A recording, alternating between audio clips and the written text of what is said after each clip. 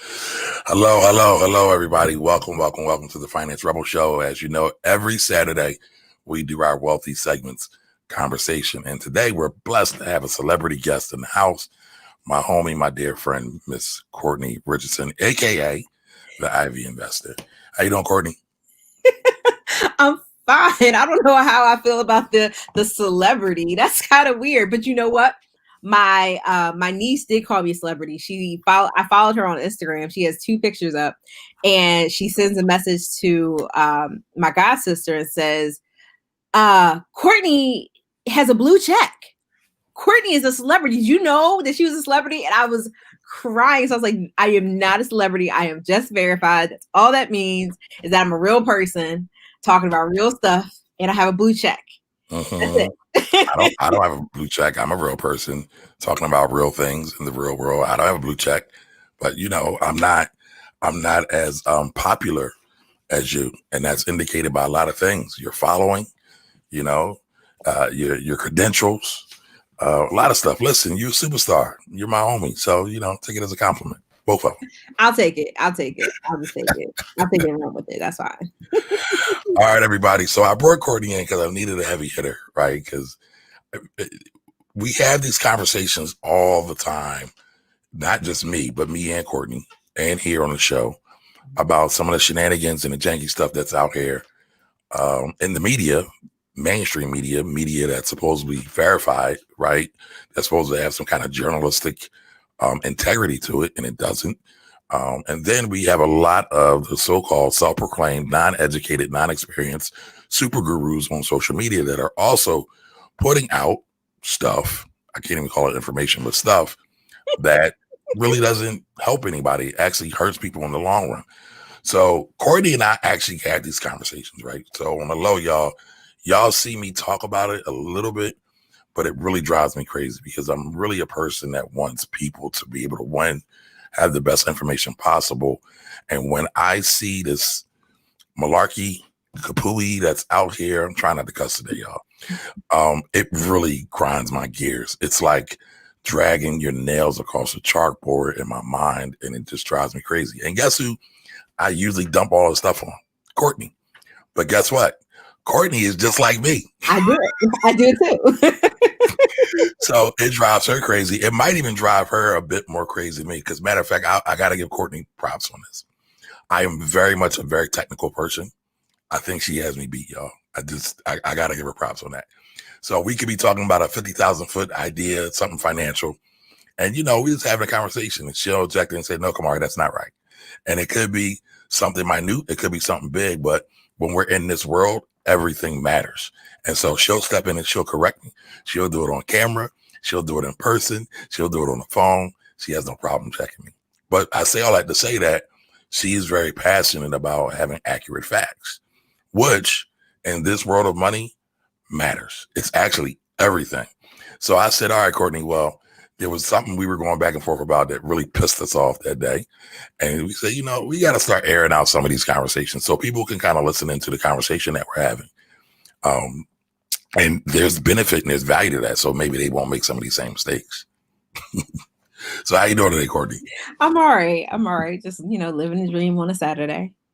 All right. That's good. I'm just going to say hello to everybody real quick before we dive into it. Hey, Adrian. Good morning.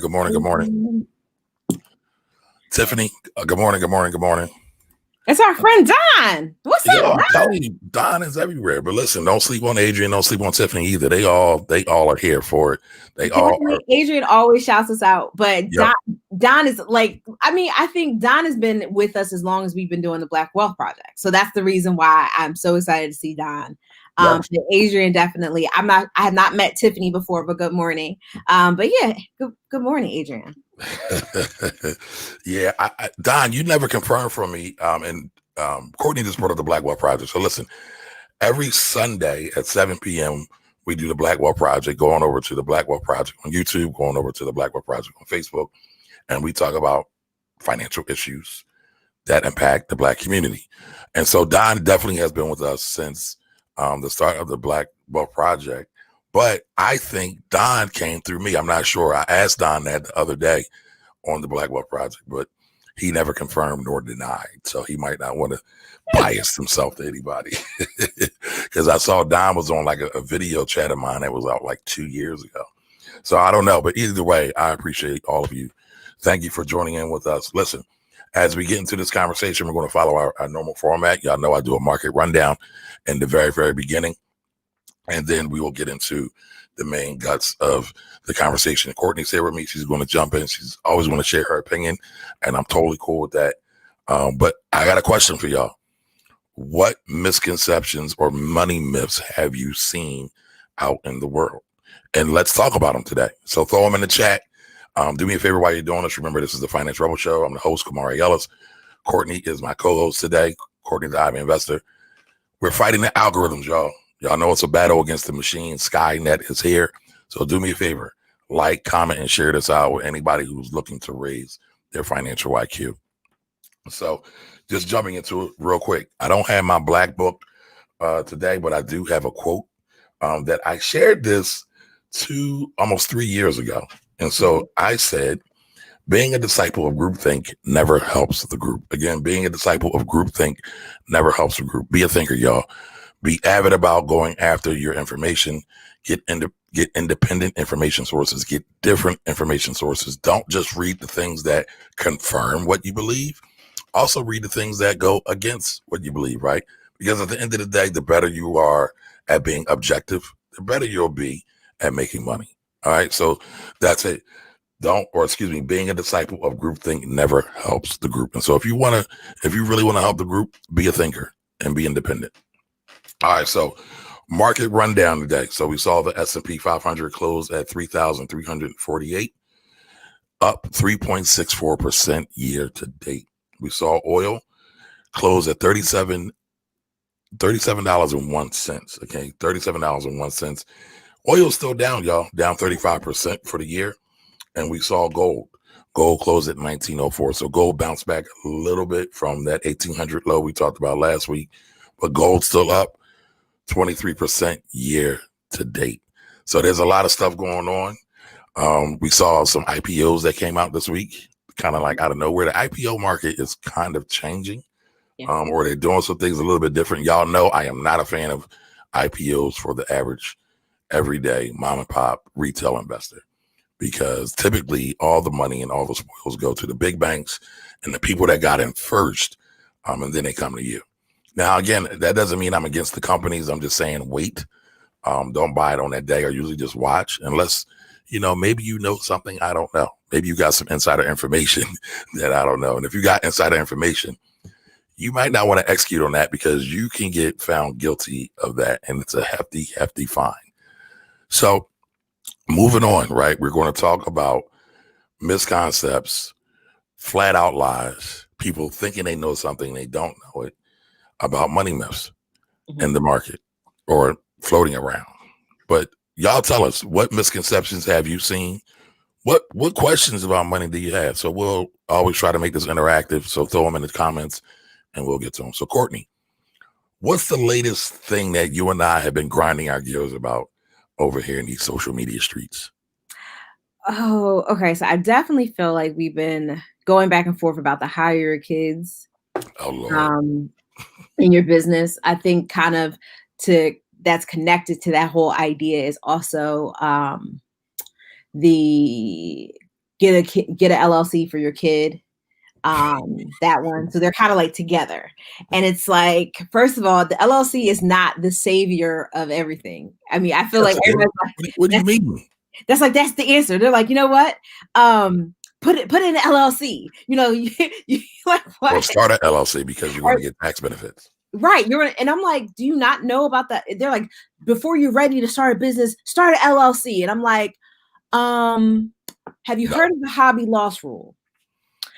And basically the overall is that you operate at a loss for 3 years, basically as you're starting your business. The IRS is like, hi, those business deductions that you were taking, snatch, not anymore, because you have a hobby, which is not a business endeavor. So therefore it's not deductible. Have a good day. And it's like, so again, I feel like some of these people in these streets, and they call themselves gurus, or like, don't understand the whole picture, and then they get jammed up, and then they come to you or me to try to fix it. I'm like, player, the bell's already rung. There's not that much I can do. I can try to get your, your penalties or whatever the issue like reduced or abated, but I can't get rid of it in most times because you've been doing it messed up. And I'll say, I was going to say something else, but you've been doing it messed up or half behind for so long, and then all of a sudden you want us to fix it. All right, well, let's take a step back. Let's let the people know why we're even qualified to have this conversation. Okay. So Courtney, college graduate, law school graduate, LLM in taxation. So she is actually a tax attorney, right? Mm-hmm. She's worked in financial services at myriad different levels and positions. Go to me, college graduate, majored in finance. Don't have any other major degrees, but that is one. And I've got over 20 years of experience in financial services between tax, accounting, financial services, and Wall Street investing. So I was an institutional manager as well. So between the two of us, there's not really much people can get over on us. And then the mention, right, this is the cake, right? This is the real icing on the cake. Because you can have people that have all those things, 20 years experience, education up the wazoo, but really not on it like that. When I mean on it like that, Courtney and I are both nerds, right? We read, we absorb, we are constantly learning, we're constantly sharpening our skills. And I'm not saying it as a humble brag, because both of us also look at ourselves as servants to our community to a large respect, right? So it's not just to say, hey, look at me, I'm reading this boring law tax book. It's saying, hey, we put an X amount of time into this and we still continue to do this, and we fix other people's ish all the time. We come behind other so-called pros, so-called gurus, and fix their ish all the time. So that's why I feel I'm qualified. That's why I know Courtney's qualified. And so, I always like to talk to qualified people. And if you ever watch any of my interviews, I usually start off and say, why are you qualified to talk about this? Because I really don't have any interest to talk to people that don't have any qualifications. And that doesn't mean I'm not open to have a conversation. But when we're really trying to give some direction, I want to talk to qualified folks. I don't want to talk to my baby mama's sister's cousin's boyfriend who just happened to read an article about this stuff. I'll talk to my baby mama's sister's cousin's boyfriend who actually works in the field, actually got educated in the field, and actually is a true steward to the community and their clients. To me, that's a difference. And I think we got to be able to start being able to discern that difference a lot better. Yeah, to add on to that, I think one of the things about the experience part is, like, yes, we have education. I actually have a philosophy degree in undergrad, so I don't have everybody seems to think I have a finance degree. I did take business classes in undergrad, so I definitely took economics. I definitely took business calculus. I took business statistics, all calculus based. So yeah, but I share this to say is that Kamari and I both have been through a full market cycle. And what I mean by that is that we have felt the uncomfortableness of a complete crash. So I was working at Merrill Lynch in September 2008 when the market crashed. It was not a fun time, but I also had the opportunity of being around for 2009 forward, in terms of kind of the raging bull market that we've enjoyed. But again, it's that I started working in 2003. So I kind of saw the whole ebb and flow. So I've seen the complete cycle, and understanding the complete cycle, you kind of start seeing things again, and your history doesn't repeat itself. I tell people that all the time. It rhymes. So it's very close. But again, understanding that kind of saying, oh, I've seen this before, might not want to go down this path. Hey, I've seen that before, might not want to go down this path. It's really great to have that experience. And a lot of people I've noticed is that they've popped up, post, the crash, and they're just like, yeah, I know everything about the market. And I'm like, yeah, a up market, a down market is not that fun. It really changes your perspective of the market generally. We're still here, so we still have faith in the market, but it does, and it provides that level of clarity and that level of kind of humbleness that comes to both my conversation and Kamari's.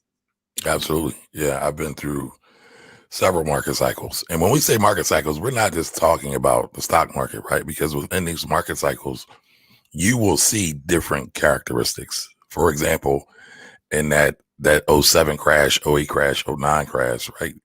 Real estate was severely impacted. So what were people doing? Buying a house, then buying another house, and then refining them, and then buying another house. And that's just on the residential side. Then you had some that were buying a house, refining it as a rental property, then buying another refi, then buying another one and refining it. And they never took a moment to say, wait a minute, I'm accumulating a lot of debt, but I don't have a whole lot of cash flow to meet my debt obligations, to meet my credit obligations. That's why I always tell y'all, cash will always be king. But, going towards that point, right? One of the funniest things we see is this whole concept of credit versus cash. And shout out to Jimmy, our partner on the Black Wealth Project. So he says, I fight to give me credit score over 80 million. Yes, someone said over 80 million. So, I mean, we see different variations of it, right? I even put out one of these. Would you rather have a 850 credit score or $100,000? Me, I would take the $100,000 because, again, if I don't have an 850 credit score with that $100,000, I can get it in 850. But at the end of the day, do we really want the credit score, or do we want the ability to be financially free? So, I think we got to really start reevaluating things. But let's check in with the comments real quick. Don says he loves his Philly people. Talking the wealth game, absolutely. Hey, Cheryl, how you doing? Good morning, good morning, good morning. Shout out to Coinda.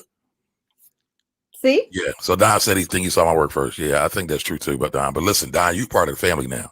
So it's not just me, it's a whole team thing. Hey, Angela, how you doing? Good morning, good morning, good morning. Oh, you got special good morning. Hey, Katisa, how you doing? Good morning. Thanks for joining us, everyone. Shanine Alexander, how you doing? Good morning, good morning. And Jimmy chimes in. Again, Jimmy from the Black Wealth Project. What's up, Jimmy? Quadruple 4777931 311 or something. Good morning to you. Thanks for joining. Oh man, Don's funny. The drugs people are using these days are way too strong. Yeah, I would have to agree with that, Don. Oh yeah, they are definitely part of the Peloton gang. Gang. Everybody is a genius in the bull market. Absolutely. May I ask you to share your perspective on cash and coins currently? Stores are not interested in giving change. Well, that's because of Rona. And we did have a coin shortage. And when I say we, I'm just talking about the country overall had a coin shortage because coins are still being made by the Mint, the U.S. Mint via the Treasury. And so when people stopped spending money, they took coins out of circulation.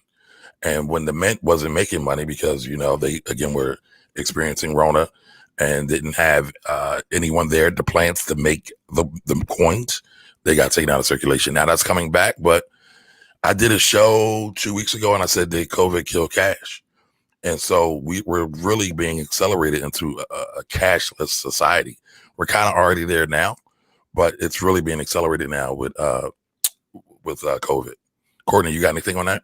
Yeah, I mean, that's pretty much it. Now I think here's the other thing is that I would like I think, and I do this.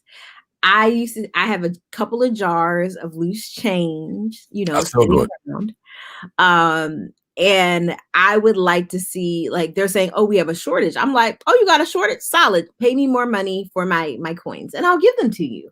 And I feel like that's honestly what you do during a shortage. You say, okay, because we have a supply and demand issue. So you say, okay, we have a shortened supply. Why don't we encourage people or incentivize people to kind of give us their change that they've been storing for years? And I'm like, yes, but they're not doing that. So I'm just kind of like, y'all just playing. You really have no incentive to kind of get this coin situation back into an equilibrium, which goes to your point, Kamari, is that yes, it's accelerating us into a cashless society. Do I think that's good or bad? I think it's good in some ways, But I also think it's bad because I think generally you have a group of people that are unbanked. And if you're unbanked, which means they don't have the regular access to banking institutions. So they're using check cashing, they're using money orders, and that's the group that is going to hurt the most. So do I think that's a good thing for that group? Absolutely not. And we do have to come up with a cost-effective solution, because I've seen a couple of different situations that are kind of like a PayPal-ish type debit card situation, but it's extremely expensive. So again, I think it's that you're basically going to be penalized if you're not going to be able to fully participate in this cashless society. So I'm really concerned about those who are already, kind of on the fringes of society in terms of economics anyway. So that really concerns me generally. Also, I don't like the fact that when I swipe my card, it's not I'm not really thinking like, oh, how much does that bring down my balance? I'm just swiping because I can swipe. And then the next thing you know is that you have an overdraft or some type of issue because you weren't paying attention to your swipes. No one sits down with a pen in their check register to say, okay, I spent XYZ at the grocery. You should. I spent XYZ at the grocery. This is my balance. Whether it's reflected in my account balance or not, doesn't matter. This is my actual balance. Yeah, and just to piggyback on that, right? If you look at what happened earlier on this year with the economic impact payments, aka known as the stimulus from the government, that $1,200, a lot of people were having problems with that, getting it direct deposited because they didn't have banks, going back to the whole unbanked population. And then we saw Cash App, which is owned by Square, give people the ability to use their Cash App with a routing number and a bank account, so they could kind of overcome that. I thought that was pretty innovative. But like Courtney said, a lot of these things come with hidden fees. I also saw that unemployment payments, they issued everybody a debit card. Now with the debit card, in order to get cash out to pay your bills, you got to pay like a $2 or $3 fee at the ATM, and you could only use certain ATMs. So they give you this debit card for so-called security, but then charge you for the convenience of it all. And I think that's kind of messed up, because it's a government thing or government benefit. But now we're paying these transaction fees to third parties for them to benefit off of that. So that's a little shaky to me, in my opinion. And I get institutions need to make money too, but if it's from the government and there's some other things, I don't think it should be a $2 or $3 charge. Give me a 50-cent charge. It's more of a volume play, and it's more of a service to the country versus a pure profit thing. So that's just my thought. But I also think they're getting compensated for even doing it at all. Provided, yeah, I bet they are. I'm sure there was some kind of fee for doing it. So they get you're going to get it from the government, and you're going to get it from the people. No, I just don't. I don't like that business model when you're already. It's not like you're getting this money and it's like a lottery winnings. It's like, okay, but this is actually money you need to function on a day to day. And no, I don't imagine that $2 or $3 will make a difference, but $2 or $3 over a couple of pay cycles will. And then I think that's the problem, is that it's the cumulative effect. And we were talking about cumulative just generally. And I think with COVID, we all have this general cumulative fatigue. And it's just like that overriding kind of overarching issue over and over and over again. And I really feel like it really affects people of color and Black people, more specifically, that I can speak to more. It's more acute with us. And I'm concerned. I agree. So Don said he would take AK, forget 80 billion. Yeah. I know that's right, Don. Our Leva, I hope I'm not saying. Sorry, she comes from my people. Hi. Okay. Hey, Courtney's people, how you doing? Thank you for joining us this morning, all the way from Detroit, from the D. Hey. No problem. That's why we're here. Okay, I guess Katisha's tagging people.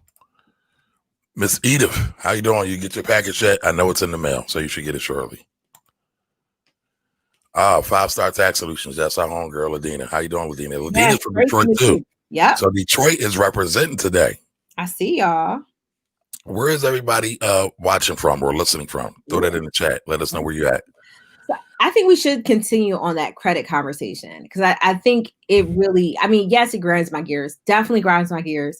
But I think conceptually, we have to understand that when you're getting credit, you're getting money, but you have to pay it back usually, and not all the What do time. you mean? It's not free? Credit ain't free, but if somebody gives you cash in hand, I mean, depending on the amount, they may be the giftor, may be subject to a gift tax issue, maybe. But generally, if you're getting cash in hand, you're always going to want that because at the end of the day, credit at the very basic part is permission. And I like to share this story because hey, Don's from North Carolina. Hey, I see you. I share this story. I've been working on a project. I've been working on a housing project probably for a while, and I have really good credit, great income, all those things. But I still had problems getting approved because the asset was a problem. So again, I had to get good financing. I had ended up getting what's called a home style loan. But again, it's a loan that is basically a FHA loan. Family. One of them. What's here to say is that credit is not the beginning and the end of it. It's the beginning. Now, I appreciate that people have been locked out because of their bad credit. So they have the idea that credit is like a panacea. It's only part of the toolbox. It only is part of the game because I can assure you that even with good credit, you don't get everything that you want because you may not have the income to support whatever you're looking for. So I just really think that people have to understand that. And I understand that a lot of us have been locked out at some point in our life because we didn't have good credit. So now we think credit is everything. But honestly, I will share this with you. 9 times out of 10, cash can fix your credit problems. Facts. I wouldn't even say 9 times out of 10. I would say almost 100 times out of 10 or 10 times out of 10. Because even if you don't have the credit and you have the cash, you still get what you need. Right. And again, at the end of the day, it's not the point to have credit. And again, I'm not trying to put down people that love credit. Mm-hmm. At the end of the day, credit alone does not bring in more money. Credit alone does not build wealth. I say all the time that cash is king, credit is queen, and together they can build a mighty empire. Again, cash is king, credit is queen, and together they can build a mighty empire. But at the end of the day, the king still supposed to feed the queen in order for her to stay around. Now, I'm not going to go too deep into that because people might take something from that. But point being, you got to have the cash to keep your credit intact. And if you don't have good cash flow, your credit's going to get washed. I can't tell you how many people I've seen refi either their homes or their rental properties because they had high debt to pay it off. And then they ran it all up again. They paid it off. They got the refi. They got a lump sum of money. They paid off their debt. And then guess what? They ran it all off again. So all of this really goes back to mindset. We talk about mindset a lot. So it's like, how are you going to use these tools? Because they're all tools, right? To leverage yourself to be in a better position to take care of you, your family, and your community ultimately, right? But we're not having that deep level of conversation. And sadly, many times in our community, because most of my stuff is for Black folks, for me, for people that look like me, we can only think in black and white. We can only think in yes and no's.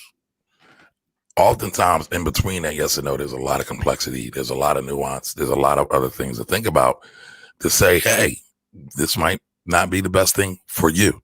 And that's the other thing. People that give blanket advice never have your best interest in mind. I'll just leave it at that. Yo, like I tell people, financial advice is like is pretty much like a thumbprint or a fingerprint. It's unique. It's unique because everybody has something different going on. Whether it's their situation kind of in their family, whether it's their job situation, it's so many different factors. And that's why I tell people, do not lie to your attorney. Do not omit facts to your attorney. And again, I tell people all the time, I don't really care what it is, just don't lie to me.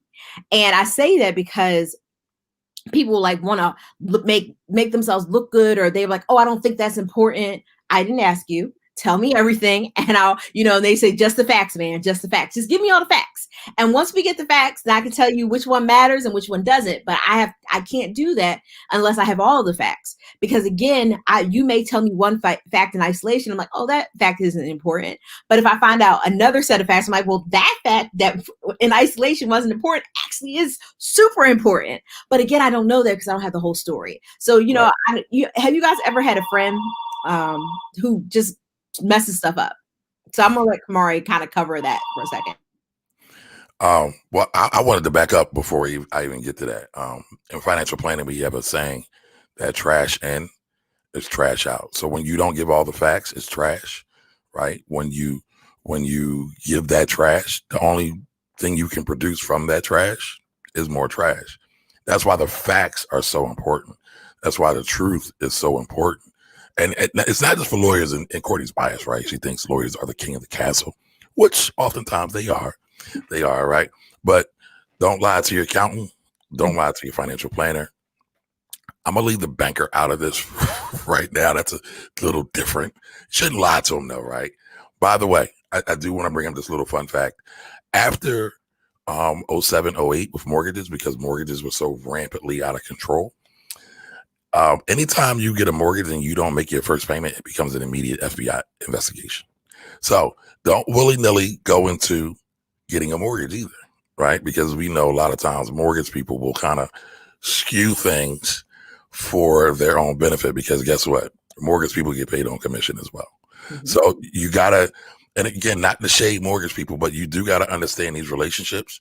You gotta understand how people are compensated from these relationships. Mm-hmm. You gotta understand what could possibly go wrong in these relationships so you can avoid all this stuff. Like, we take penitentiary chances on way too many things and we don't even realize it.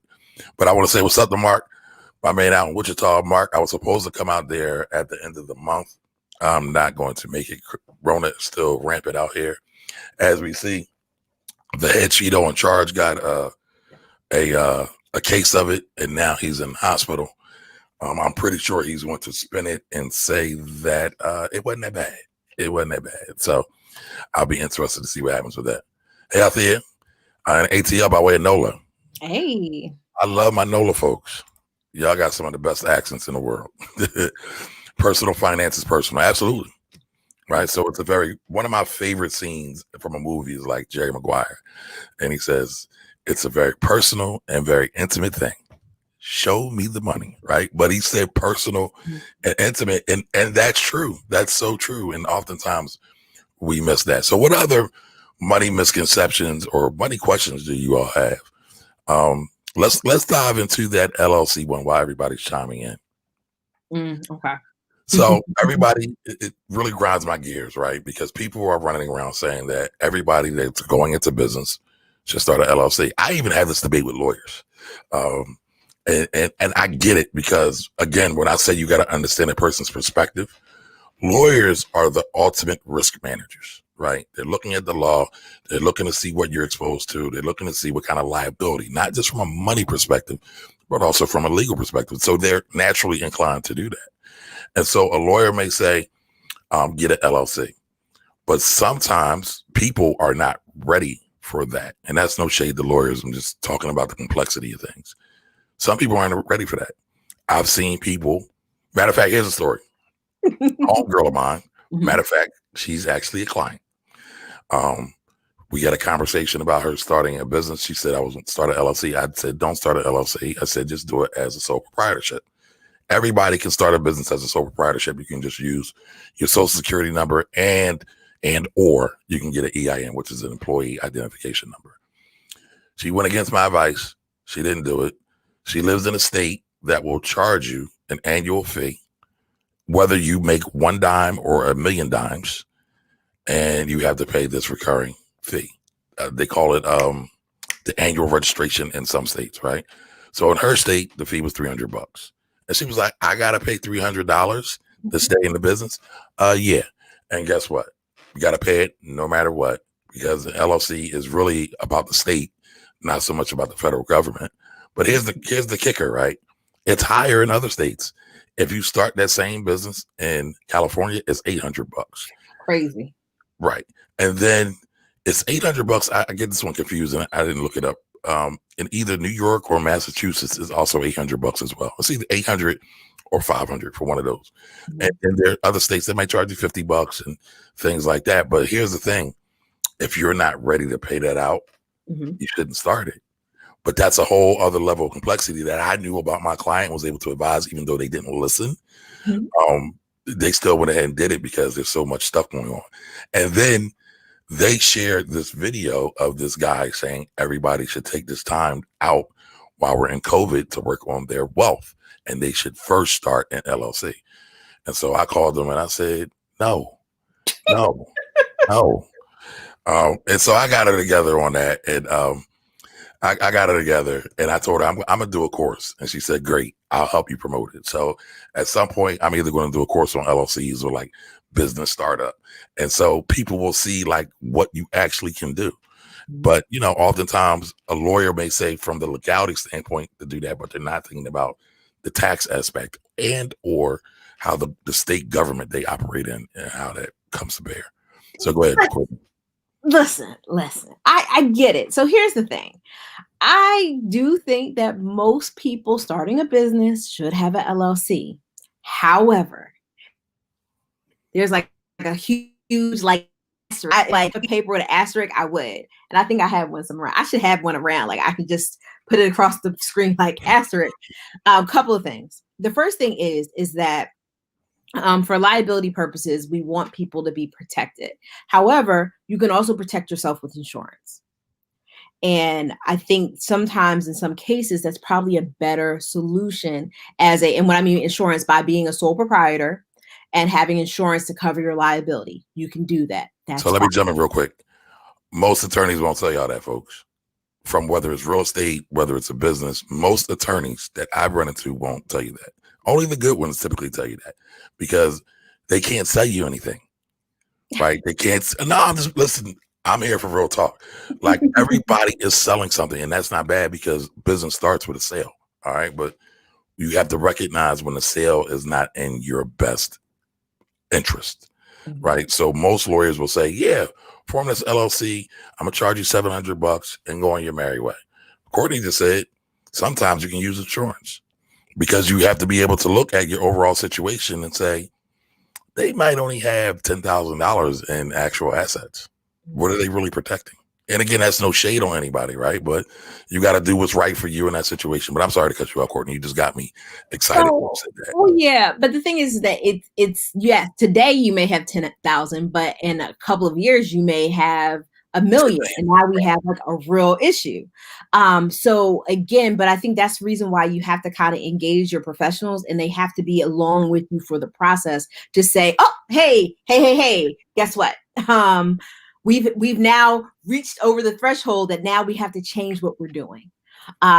So I definitely like to talk about that. So the next thing is that even if you have an LLC, you still have to do what we call respecting the corporate formalities.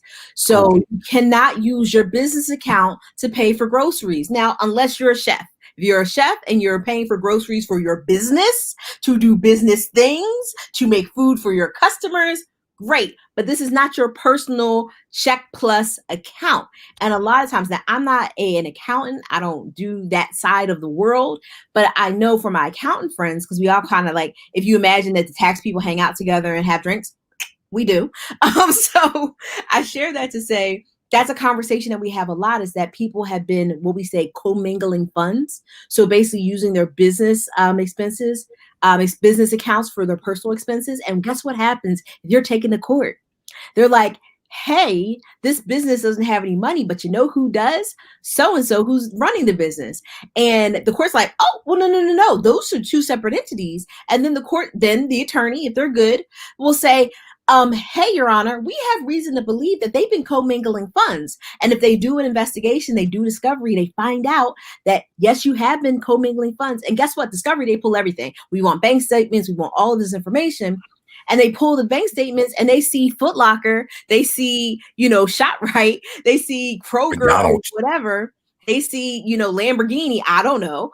I share that they're going to say, oh, this person really is commingling funds. So guess what? They no longer get the protection of a business. And now we can attack all of their personal assets to basically get relief about this judgment or whatever the issue is. So again, yeah, you can have an LLC, but if you don't respect it, it's no good either. So I think, and I don't think that aspect of the conversation is had enough at all.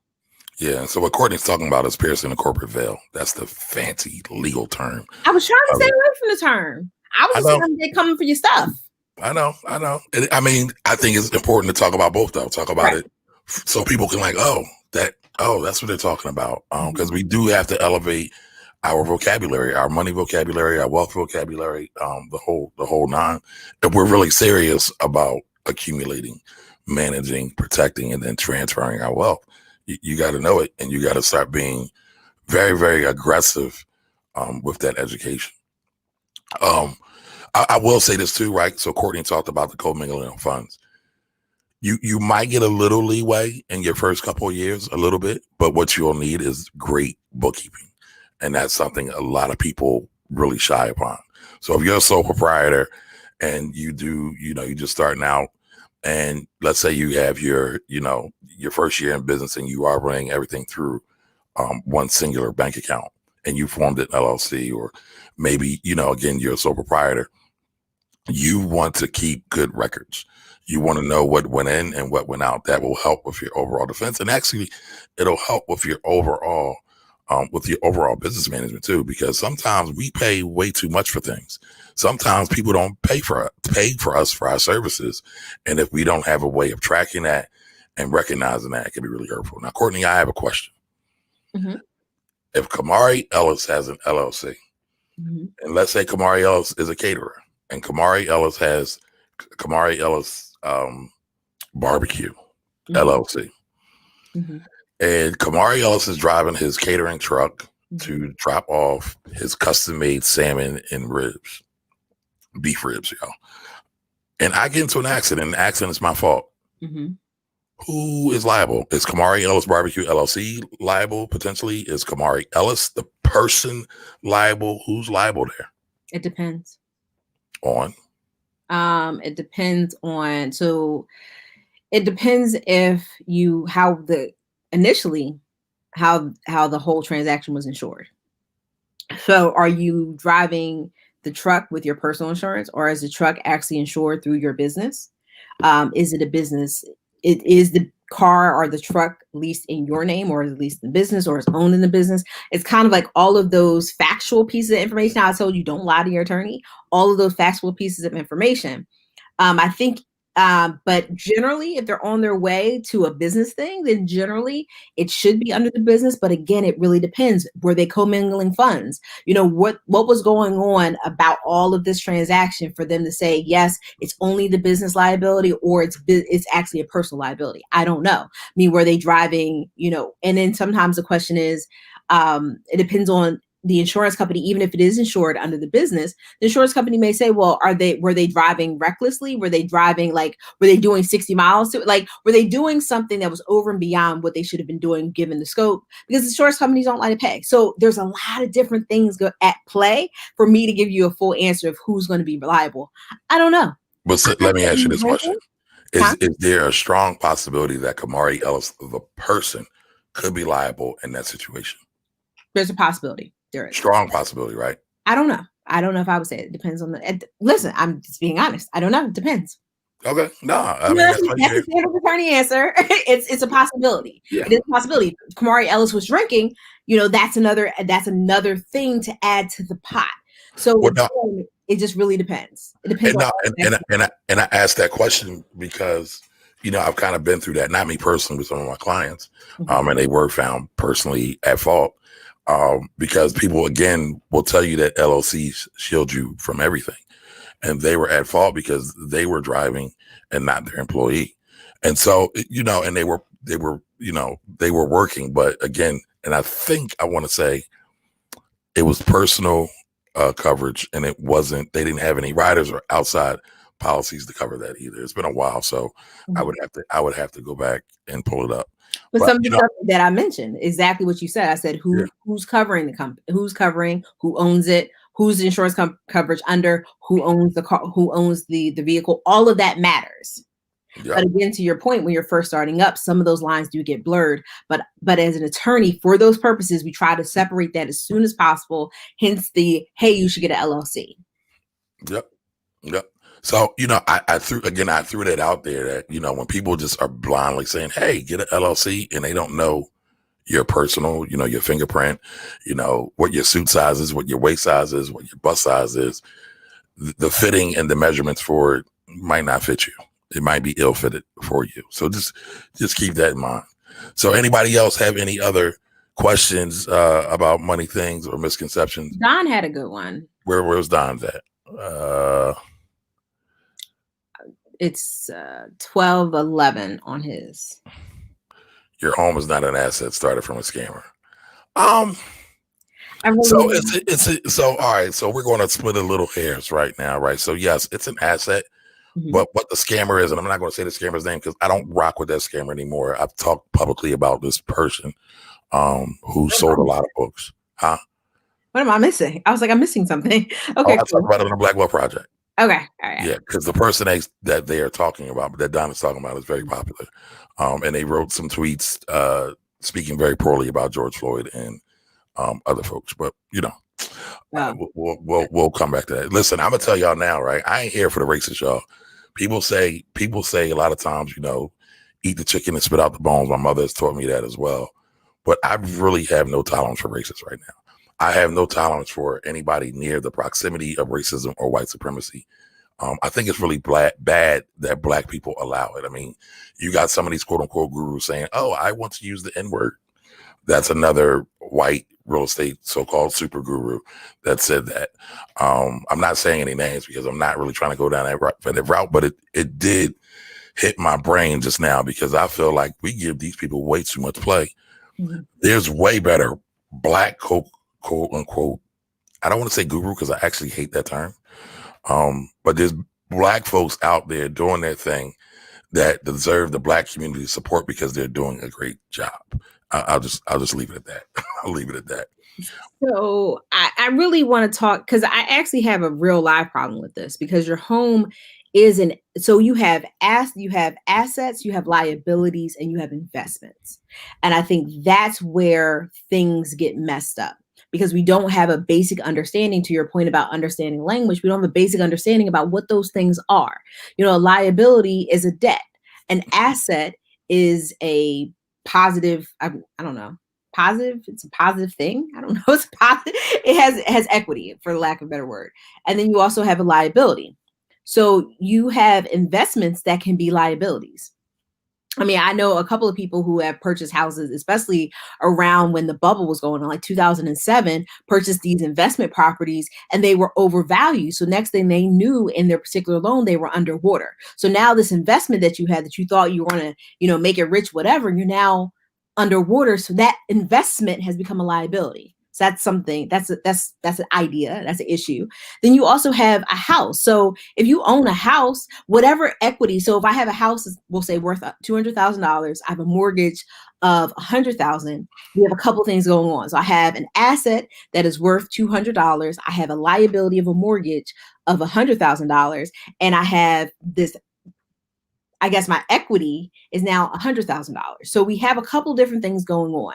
So I have an asset that's reduced by the liability, and it's still a asset. It's still ultimately, it's not underwater. I still have equity there. But at the end of the day, people are like, oh, my house is an investment. And it was like, not really. I mean, it's an investment in your well-being that you have a roof over your head, but it's not necessarily an investment that we're looking to get this money back. But it is still it's still in many cases, not all, an investment in your stability and in your future.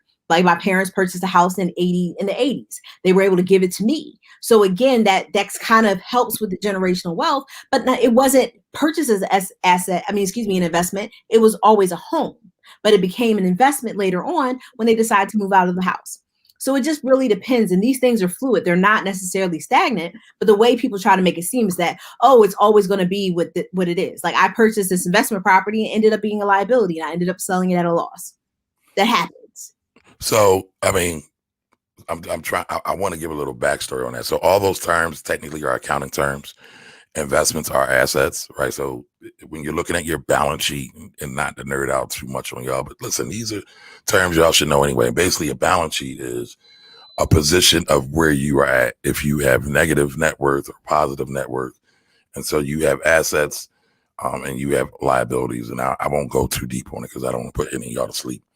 But real estate can be an investment. And to Courtney's point, you will have assets that are what I call non-performing assets, and they become a drag on you over time. And typically your residence, your home that you live in is an asset, but it's a non-performing asset, right? So when you look at assets, assets are just things that possess value, right? They have value to you. If you take them out to the market to sell, you can get some type of money back, whether it be a penny or $1 billion, doesn't matter, but it has some type of value. And then you have liabilities where liabilities don't really have any value to you. They actually suck money from you 9 times out of 10. So like Courtney said, sometimes your investments or your assets can become liabilities. Again, I call those non-performing assets because they're not helping you reach your wealth goal. And so the ideal is that your residents, the ideal is, and this was a marketing idea, y'all. If you ever look at the formation of homes and the marketing of homes, it was a governmental program to stem communism. I know a lot of times we don't like to go back in history and look at the foundations of things, but I think when you do, you get a whole different perspective on things. Mm-hmm. And so when you go back and you look at why homes were marketed in this way, they started saying homes were assets, homes were investments, and that it can be a good thing. But if that asset, you pay more for it than what it's generating, again, it becomes non-performing or it becomes a liability. It becomes a drag on your wealth. And a lot of times we've classified homes, residential homes, where you raise your family, where you're looking to make memories, where you're looking to be safe and protected, as an investment, because many homes have increased over time, largely because many of us live in cities, largely because many of us migrated from the South to the city. So you had supply and demand issues, not to mention redlining, but I don't want to go too deep into redlining because that's a whole other thing, especially as it relates to Black wealth. But I don't want to go too deep in that. Actually, if any of you are in the Black Wealth Project and you saw the post I put up there today, that'll kind of give a little clarity on that. But at any rate, your home isn't necessarily something you should look for monetary gain from. Mm-hmm. Right. You should be looking to raise your family there. This should be a place where you want to put down roots, right? You like the community, you like your neighbors, you like the school district, you like the proximity to parks and just other, for lack of a better term, pretty amenities that you might have access to. Like there's a park here. Well, Philadelphia has the largest park system in the world, or at least the country, right? Mm-hmm. And so Fairmount Park has all these little small parks. And one park I love is called Valley Green, or they might call it Wasakin Trail Drive, right? So to me, the homes that live in that area usually are Roxborough, Chestnut Hill, and Mount Airy, and Germantown to some respect. To me, all those homes have an added value because they have access to that park. Mm-hmm. You might like that for your living. You might, again, like different things. But if this is the place you're going to live, you got to pay the real estate taxes. You got to pay for maintenance and repair. Let's talk about lawn cutting. Like I was paying for lawn cutting for a long time. And I said, listen, I'm going to stop paying for lawn cutting because I had teenage kids in my house. And I ain't paying for that no more because I pay for them. I clothe them, I feed them, I transport them, so they got to start pitching in their work too. So now they cut the grass. But for a long time, I paid for that. And so when you start adding up all these expenses over years, mm-hmm. a lot of times you wind up upside down. The problem is the math is always wrong, y'all. People aren't factoring in the maintenance costs, the real estate costs. Yeah. I'll tell y'all right now, my central air unit, it's on my roof. I was given an estimate of $7,000 because you have to bring a crane out to get it off. wasn't something I was thinking about when I moved in. Had no clue. So now I'm gonna have to pay, let's say, upwards of $7 to 10 grand to get this AC unit fixed because I need a crane to get it up there, or get it up there and get it down. That's not helping my asset. That's not helping me. But listen, down the street from my house where my children went to school is a park. And on the other side of that park is their elementary school. So when my children walk to school, they walk through a park to go to school. That memory is invaluable for them, right? So when we talk about these things, we got to be able to really talk through them and really look at all the nuance, look at all the issues, and make a good decision. And a lot of times we make decisions about home purchases based on investment potential, but we don't factor in all the math. We don't factor in all the money. And so I've been accused of being anti-home. No, I'm not anti-home. I'm just pro-math. That's all. I'm just pro looking at all the angles, where a lot of times we don't want to do that. And I get it, because again, we all think things are a black and white decision. So again, real estate is great, but you got to think about, why is real estate such a staple in our society, right? If you really want to get to the bottom of it, again, I talked about how it was a government program, but we still share a lot of things and hold a lot of things dear that come from agrarian society, right? Land was very much attached to farming, and you needed a farm because you needed food. You couldn't just go to the market and buy food. You had to grow the food on your land. But we still keep many of these things, and we've never challenged and said, maybe real estate investing isn't the best way to go for me, right? Maybe it's starting a business, because businesses typically have higher risk, right? If we're being funky, but they also can generate higher cash flow. They also are typically easier to sell. Well, I won't say easier to sell, but they're easier to kind of value a lot of times than your overall real estate. But nobody's ever really willing to go that far back in time and like really do the history. History really is important. Like Courtney said in the beginning, it doesn't repeat. Sometimes it does repeat, right? But it typically rhymes. And we got to know when it rhymes, because if you are able to follow the rhyme, there's usually a scheme to it. There's usually a pattern to it. And once you recognize that pattern, you can do a lot of things with it. I think you make a really good point about that. So in terms of looking to history, is that land was valued a certain way. So therefore, if you were a landowner, you had more say in the political structure. Yes. Because, so again, if you weren't a landowner, you couldn't vote. So then we changed the rules and we said universal manhood suffrage, which was under the 15th Amendment of the Constitution. Yes, 15th Amendment.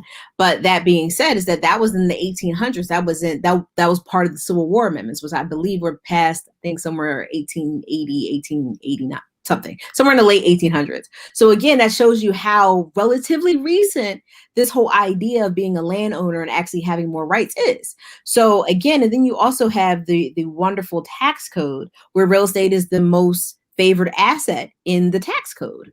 So you get all these things like depreciation and 1031 exchanges. What's depreciation?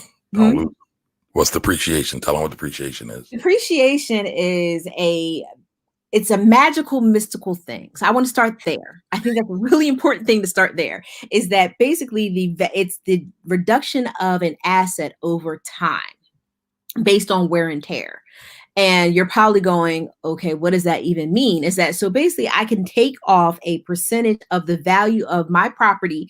Most of the time it's real estate, but sometimes it's a major capital purchase like a machine or something. And I can reduce that from I can reduce it from the property and get a tax. It's actually, what is it? It's a tax deduction, right? Yes. It's a tax deduction. I can reduce that. That deduction comes off my taxes every single year, but I still have an asset. I still have hopefully a performing asset. So my real estate, that's an investment, not my home, I can basically reduce it every single year. So I get this magical, mystical deduction out of nowhere. I mean, it's somewhere because it's supported before in the code, but I get a deduction. So if I have $100,000 house, I think it may be like $3,000 I may get off every single year because I depreciate it over 27 and a half years. So you're kind of going, so I just get this deduction of $3,000 every year because I own real estate. I have a real estate investment. Yes. And it starts to get very interesting, but I don't still have that availability if I have a house that I have for my personal use, but if I have it for my business use, then that's fine. So I just think it's a really interesting thing, but that shows you kind of some of the benefits of real estate. I can even sell a property, and as long as I, use those proceeds to purchase another property, got to do a couple of different things in the interim, but I don't have to pay taxes on my gain. And I can keep doing that ad infinitum. And that's what a lot of real estate investors do. So there's a lot of stuff that goes on in real estate, and like that makes me say, and it's actually proven that real estate is the most valued asset or favored asset in the tax code. Yeah, I would definitely agree with that. I always say you get your most bang for your buck being a business owner or a real estate owner from the tax code. And the tax code is very much skewed towards helping the overall economy perform better and do better.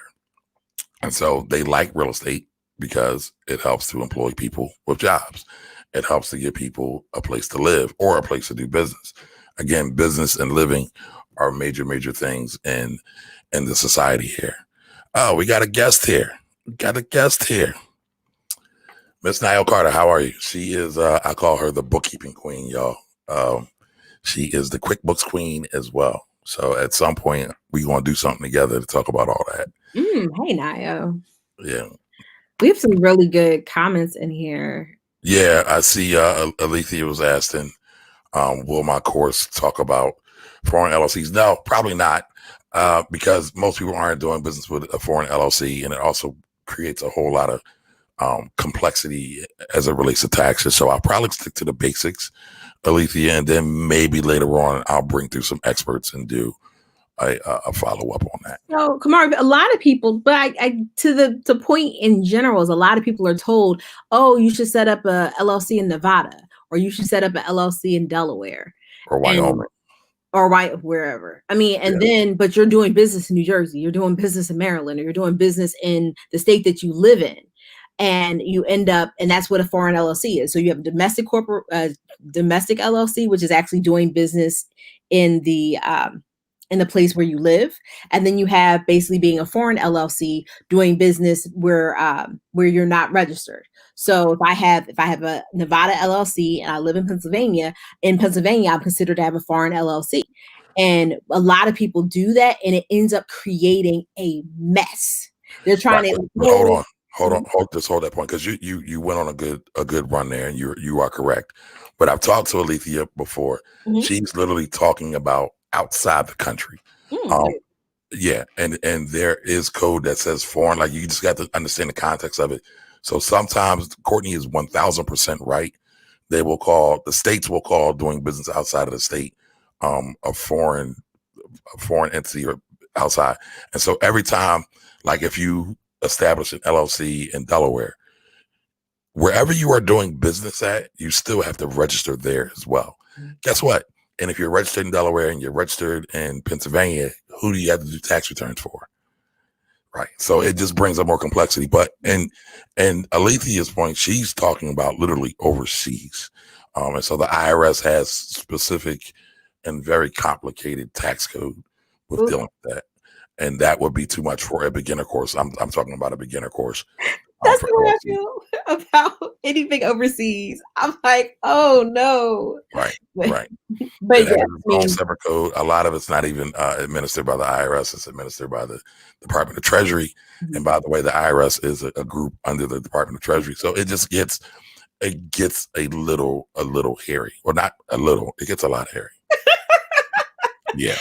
Very, very heavy. Shanine was going back to the illustration. So listen, both parties in the accident can have insurance. Mm-hmm. And I'm only talking about it from the business owner side. So mm-hmm. I'm looking at it from the business owner's potential liability. Mm-hmm. And again, Courtney said, she's the lawyer, not me, that the business owner could potentially be liable. Right. So it's not just about having an LLC. It's so much more.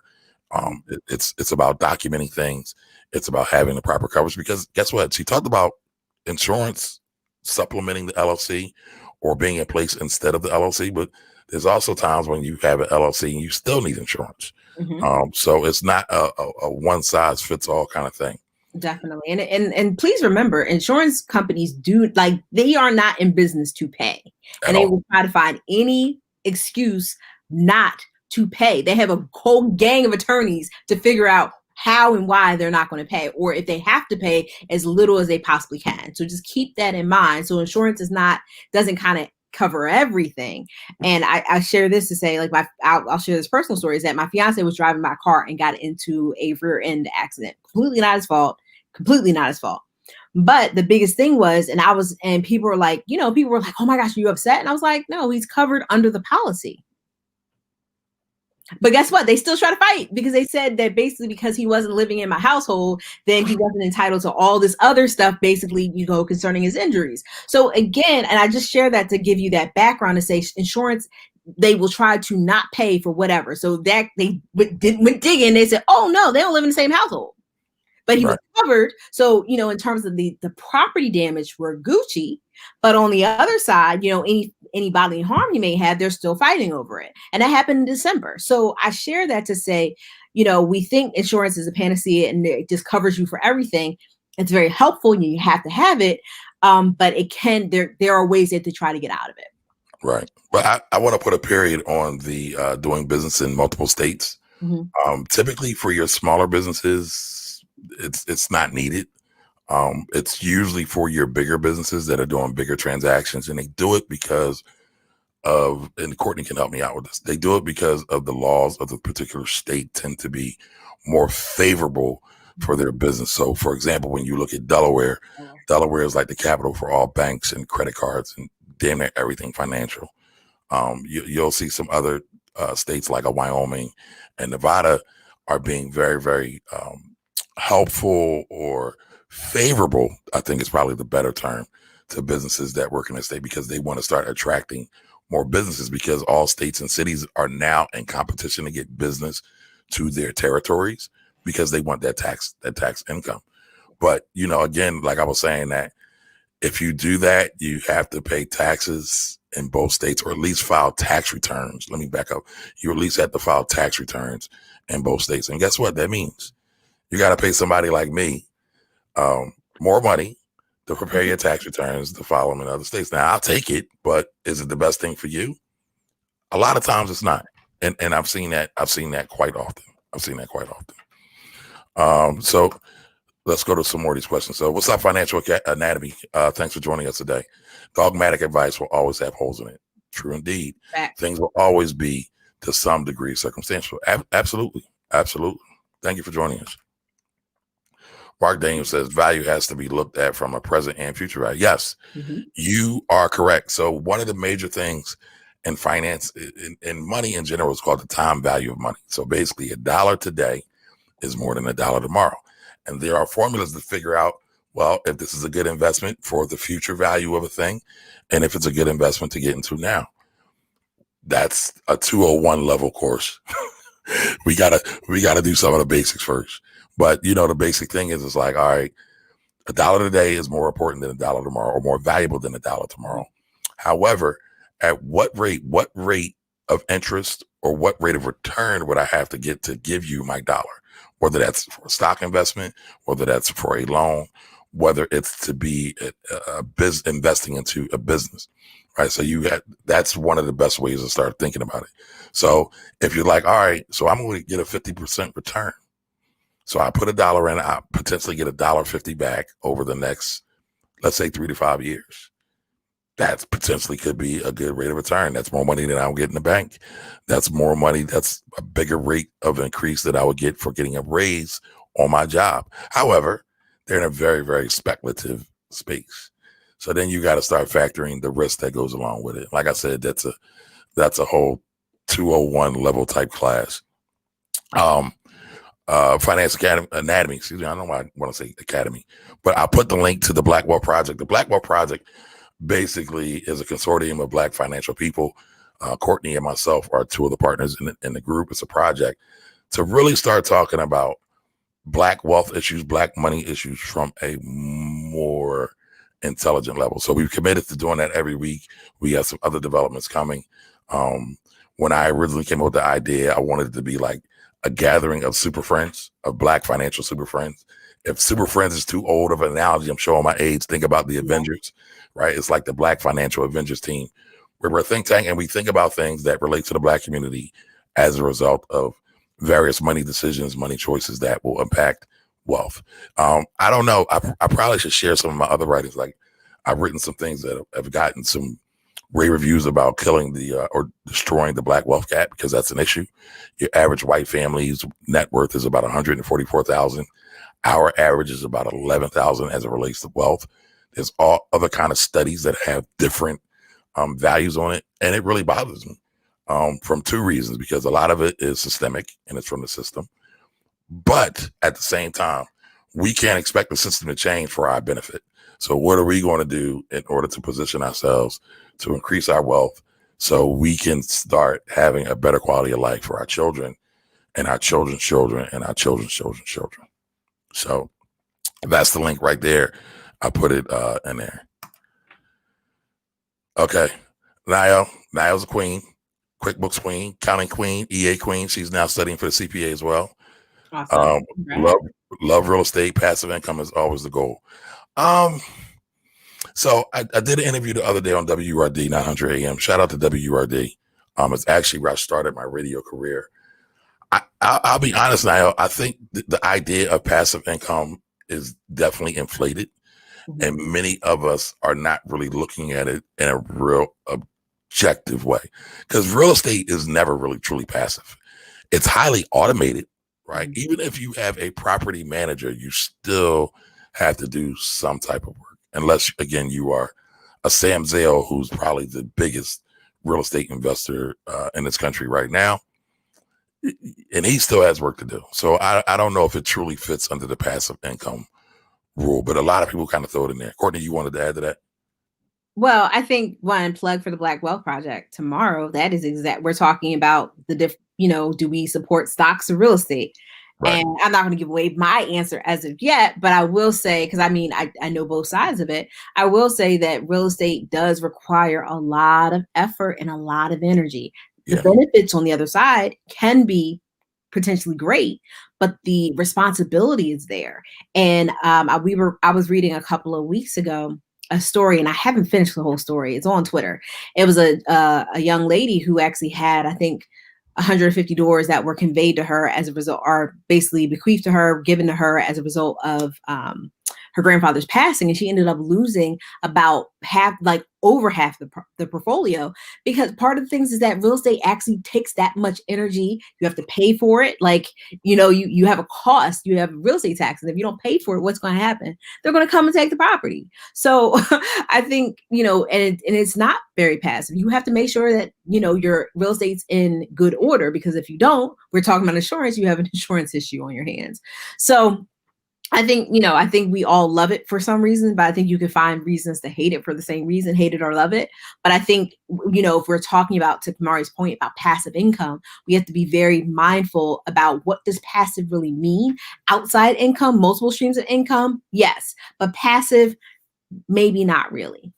So. Right. And again, I get labeled as the hater of all things, right? Because I try to look at things from an objective view. And I've been around way too long to just give like these cliche black and white type answers. I think it would be very irresponsible of me. But again, I get ridiculed for that. I was called the Bitcoin hater. I'm definitely called the real estate hater. But what most people don't know about me is that I've owned real estate as an investment. I've managed about 50 doors, right? And so that's not super duper big, but I have the basics on lock, right? I have the intermediate points on lock. I'm not the real estate mogul. And guess what? A lot of my biggest tax clients, accounting clients, consulting clients are real estate developers and investors. So I get it. And I get the sexiness of it, right? Because it's something, especially for our community, it's something you can touch, smell, and see. And so it's sexy. I mean, I have one client like Mark Daniels is in here in Wichita. I go to Wichita quite often because I have a real estate client out there. And one of the things that I loved is I got to see them build multiple homes from the ground up. And it's really something to see when you see, your manifestation, your dream come to reality. So I get it. All right. So Niall says she hates that. I believe she's talking about the multiple jurisdiction LLCs. 5-star Ladina says, yes, real estate is one avenue on building wealth. Yeah, absolutely. Yeah, Niall, I agree. We were just trying to kind of parse out some of the situations and go a little bit deeper. But yes, you need real estate. I mean, excuse me, you need insurance. You need insurance. It's crazy we pay for insurance. Then they have a problem taking the payments. But the minute you put in a claim, they attempt to get out of it. Yeah, I get it. Yeah, I get it. Yeah. Adrian says the Black Financial Justice League. Yeah, yeah. Because I mean, basically, the Super Friends were the Justice League, right? I'm a big cartoon head or comic book head, or at least I was when I was a kid. So that's what it was. Yeah. Financial Anatomy. Yes, absolutely. Appreciate that. Check out the page. So Arleva Murray says, I have a question about working as a mobile notary. Before you start, we must get errors and omissions insurance. Should I operate as a sole proprietor and get additional insurance? Or is there another option? I used to be a notary myself. I truly believe it depends on what level of business you're doing. It depends on your state. It also yes, your state. I would definitely work with somebody who is in your state doing the same work, or basically whoever your notary commission is, because they'll provide a lot of guidance about how to set up your business in the best way that they suggest. And they usually have some support and some other resources for you to work with. Because I mean, I love it. I love it when people ask very specific questions, because I think you can give a great answer. Right. Because we're able to really say like, hey, we don't know. But this is the way you should go about it, or this is the way you should think about it, or this is who you should talk to. I really love having those conversations. I like the specific questions because it shows you that everything is different and it really depends on so many different things. So definitely, I would talk to the Michigan Notary Society, whoever you're kind of like overarching, like kind of, I don't know if it's not it's like a professional organization, whoever that is, had that conversation with them, and they should be able to point you in the right direction. But I would say, just to kind of answer the question, I would probably, again, if you're just starting out, I probably would start out as a sole prop. And then as you move forward, you could look at becoming an LLC or potentially some other type of entity as well. So Niall said, I agree with the responsibility part, and it does require some effort, but I love the income, and it's just like owning your own home. No, it's not, but we'll talk about that later. Listen, Niall's like, she's my little sister who thinks she's my big sister. I just want to tell you all that, right? She bullies me around. She's about 5'2". She's younger than me, and she be rocking around talking about son, and she's from Baltimore, so she's got that Baltimore accent, and she throws it in. I love the Baltimore accent, and I love the New Orleans accent. Just because of the way they throw things on their words, this extra sauce they throw on them. But she says she loves the income, and it's just like owning your own home. You have to do some maintenance and save for a rainy day. But what about, I'll give you a story, and I think I've shared this before. What about when you have a tenant that you've evicted? It was a bad eviction. You had to take them to court. The sheriff had to come and put them out. And then their children come back and they break in. And then you board up the windows because they broke in through a window. They broke the window to get access to the home, right? You board the window. It's on the second floor, and you leave one window open. It's a side window, and you would think it's really hard to scale, but no, they'll scale it, and then they'll break that window in two. And then when they break that window in two, they come in, they punch holes in the floor, they urinate on the floor, they defecate on the floor, they knock all the doors off the hinges, they break the toilet, they break the sink. Listen, this is a real story. This is not make believe. If anybody has seen the video that's floating around IG and Facebook now about the real estate investor, like basically having a mental breakdown because somebody vandalized his property, that happens. It happens a lot. And yeah, you could have insurance, but it's still a pain in the ass, because you still have to go about getting it fixed.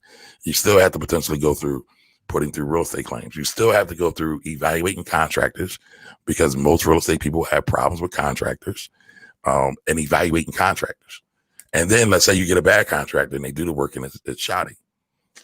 Got to deal with that too. So listen, I'm not trying to discourage anybody from doing real estate, because again, as Courtney said, it has the best tax favor, or investors in that get the best tax treatment than anybody else. Everybody's been talking about Trump this week and his tax plan. And yes, much of it is from real estate and all of his different entities. By the way, Courtney and I both were featured and quoted an article on Business Insider this week talking just about that, right? So you literally can get a super low tax basis by investing in real estate. It happens. It really does. Now, for the record, do I think he got it honorably? Probably not. But here's the deal. Tax code is accessible to everybody.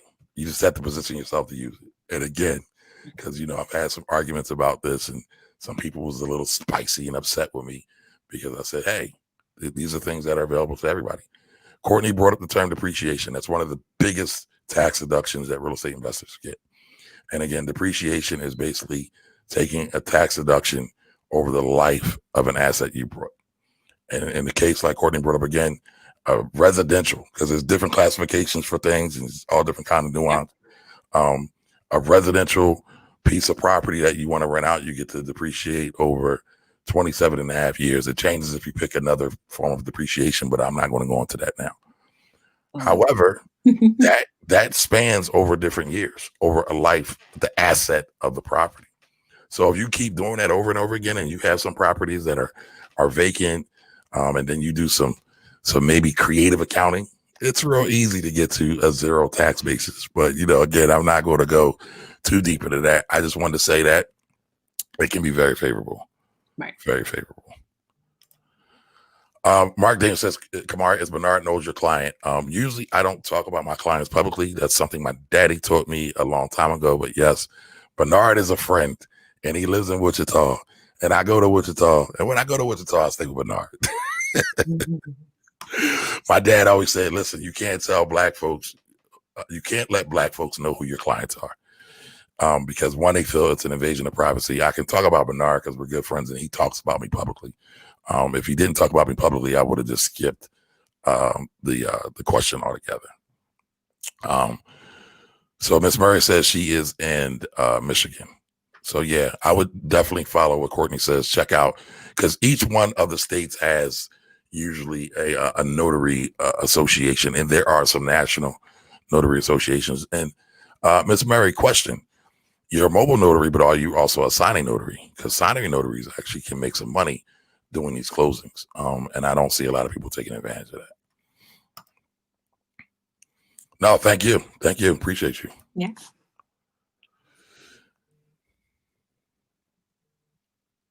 I've had hella money that, you've never had that. But again, a lot of people have seen that. And again, I was talking about people breaking into properties and doing things. You'd be surprised about background checks and the lies people tell. People lie all the time. And sometimes even if a background check, it's like what they did in the past. That doesn't mean what they're going to do in the future. Right. So just keep that in mind. No, I always give y'all a disclaimer, right? I say past performance of an investment is not future indication of an investment, right? Or past performance is not an indication of future results, right? That's the term. And we're talking about stocks, but that applies to everything in life, in my opinion. Mm-hmm. Everything. And so in this case, now it wasn't the tenant, it was the tenant's kids. They're teenage kids. They're wayward ass teenage kids that broke in. They didn't do it. The tenant didn't do it, or the ex-tenant didn't do it. It was their kids. Right. So I get it. Yeah, it can be bad. All this talk about real estate has got me curious. What's your view on people who are using Fundrise platform to get involved in real estate? I don't have a problem with it, but it's just like everything else. You got to do your due diligence. I know Fundrise does a certain level of due diligence, and for folks, everybody, Fundrise is a platform to raise money for real estate deals. I'm trying to think of a comparison for it, but I can't think of one. But they find deals, they evaluate deals, and they make them available for everybody on their platform and in their network to see them. And then they all can contribute or invest money into those situations. Contractors act like they aren't a dime a dozen.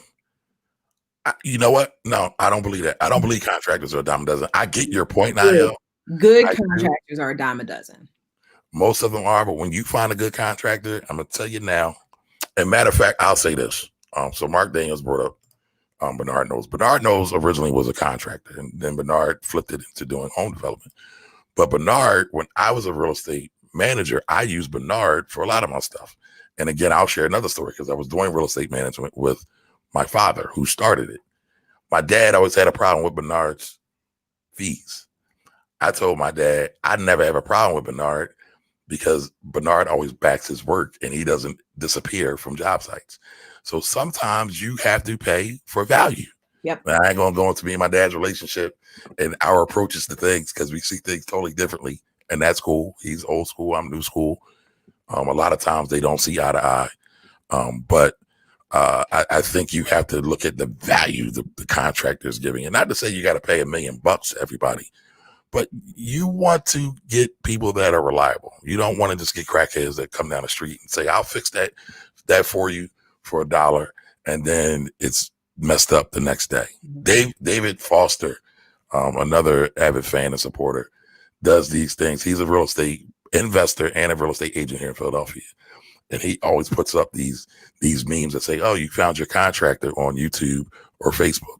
And it'll be like an entry door that's halfway sized, but they framed it up, they hung it, and there's still a big gap there. And so that happens a lot, y'all. Like you would be amazed at how much shenanigans go on with contractors. Yeah. So that was my point on that. Yeah. But yeah, you do have to work to get good contractors. Yeah. Well, Mark, I kind of gave that away when I asked you about Heartland, the Heartland Black Business Chamber out there months ago. The only problem I see with Fundrise is that it hasn't been through a hard market. Yes. And Courtney talked about that earlier. When you go through these market cycles, your perspective, your vantage point tends to change. What do you think, Courtney? Agreed. I mean, I think all of these things that have popped up since 2009, not that they're bad. I just would watch them during this downturn. Like, how do they act? How do they perform? I'm really, I still like Robinhood. I know a lot of people don't, because Robinhood kind of gives you a little bit more than you, a little bit better. But I really do want to watch how Robinhood performs in kind of they've already shown that they do not handle volume well. If there's a lot of trading, their system will freeze up. But I think anything that started after 2009, I'm still going to look at very cautiously, because again, is that how are they going to fare when stuff's not, sweet anymore? And things are still sweet, especially in the real estate. These mortgages, you're getting them at such a low amount. I mean, it's just crazy, like 2%, 2.5%, 3%. Like, my parents got a mortgage in the 80s at 10%, and that was supposed to be okay. So again, I just think those are things that we really have to pay attention to and be mindful of. And again, that historical glaze really gives us a lot of context. It does. Any other questions? Because we're going to begin to wrap up. Courtney got stuff to do. I got stuff to do. We appreciate you all here. Yeah, I'm sure he did with Tops. Yep. Okay. I appreciate you, Mark. So Niall said something. She says, "I agree with your statements on contractors. I have 2 good ones that you go to." Right. So You got 2 good ones that you go to. You've done the work. You might have some war stories that you might have forgot about, because listen, human beings actually have short-term memories. But you got your go-tos now. And yeah, so I think if you are in real estate, you have to have your go-to contractors. Mm-hmm. You need to have people that you have relationship with. People don't realize how important relationships are. A lot of times we try to break everything down to dollars and cents, but every relationship ain't worth the same, y'all. What happens if Robinhood closed bankruptcy or any of these small brokerage apps? So they have SIPC. So SIPC is not FDIC insurance, but SIPC is kind of like the brokerage equivalent. Insurance. So basically it means that if your brokerage house goes bankrupt, your investments are covered, I believe, to $250,000. I think that's the number. Yeah, it's like the same as FDIC. Yeah, and FDIC actually recently increased. It used to only be $100,000 before 2008. So it went up to $250. But again, if they go bankrupt, then your investments are covered to a certain extent. But I think they'll go bankrupt? I mean, anything's possible into 2020. Anything is possible in 2020. But I mean, I don't think so. But I think they do allow a little bit too much leeway to a novice. So I get that question a lot. I'm not sure where it's come from, right? Because everybody knows I promote Cash App for beginners. But Cash App is owned by Square, and Square is a $50 billion plus company. So Square is on par with many of your other large brokers accounts. But yeah, like Courtney said, SBIC, which is Security Insurance Protection Corporation, I think, right. off the top of my head. They'll cover just like your bank covers up to $250,000. So it's very much like the FDIC. Again, anything can happen though, y'all. It doesn't mean if something does go down, you'll get your money back quickly. You do want to think about the strength of whatever investment whatever brokerage firm you are using. Right. So as we come to a close, last call, is there any other questions about basic money myths and misconceptions that you've seen, that you have? Here's the last one I'll throw out there. Got a question the other day about life insurance. And so life insurance, they says, well, I'm covered through my job.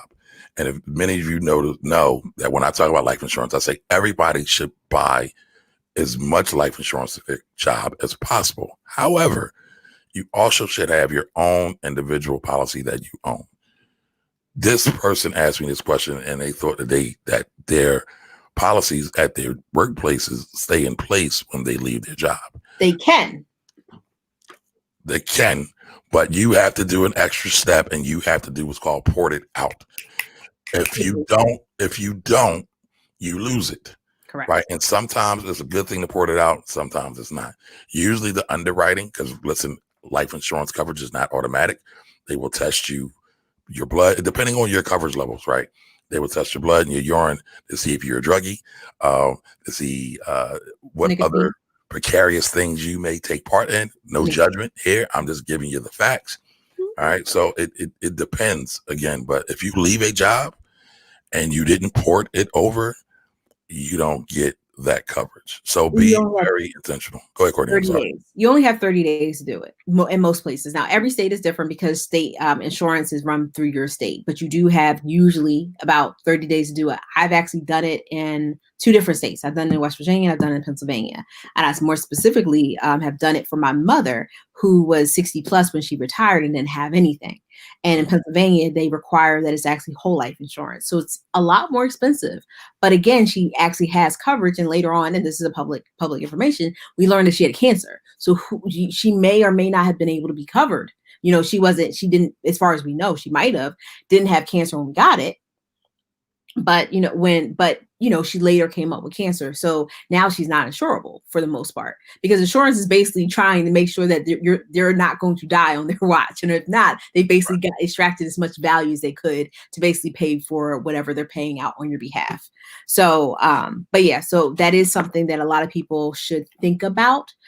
Yes. I mean, I think everybody should have their own personal insurance policy, but then not leave that on the table. So even if you port it and you definitely get something later on down the line, you're like, hey, this is cheaper, then you can get rid of it. But always make sure that you have something, because anything can happen. Anything can happen. So, all right, folks, I appreciate you all watching the Financial Rebel Show. Every Saturday is the Wealthy Conversations. So y'all know I'm really trying to push hard to change the conversation and the narrative in the Black community as it relates to wealth, as it relates to money. And that actually encompasses so many things. So listen, the next time I will be back is tomorrow with the Black Wealth Project at 7 p.m. Like Courtney said, the topic of tomorrow is real estate versus stock. What is the better investment? Where can you make more money at? And so tune in for that. I put the link in the chat. If you need a link to the page, it'll be up shortly, but you could always inbox me or reach out to me. Also, y'all know I do Wealthy Wednesdays, where I do a live Q&A. And it's all about Q&A, right? So we got some Q&A today, but Wednesday is all about Q&A. So come on in. That starts at 8 p.m. on Wednesday. And then I will be back next Saturday with another Wealthy Conversation. Just as we say our goodbyes, thank you, Nayo. I appreciate you all that are here today, and I appreciate you all that chime in every time I go live. Thank you, Katisa. Yes, and make sure y'all go follow Courtney. Now, Courtney's her AKA name, her stage name in these social media streets is the Ivy Investor. So go follow the Ivy Investor as well. She always gives the facts. Actually, Courtney is the little sister I never wanted, but she stays beating me up. It's funny, right? I keep getting these younger women who are always beating on me, between Niall, her, even Ladina sometimes. They like beating on me, but they do it out of love, and they do it to keep me accountable and moving forward. And we all need a great network to keep us accountable, to keep us moving forward. Remember, groupthink does not benefit the group. Be a thinker, y'all. Be a researcher. You can't be a free thinker if you don't read. I'll just leave you there with that. I'll see you all next time. Everybody have a great day. Thank you again so much. All right. Bye, guys.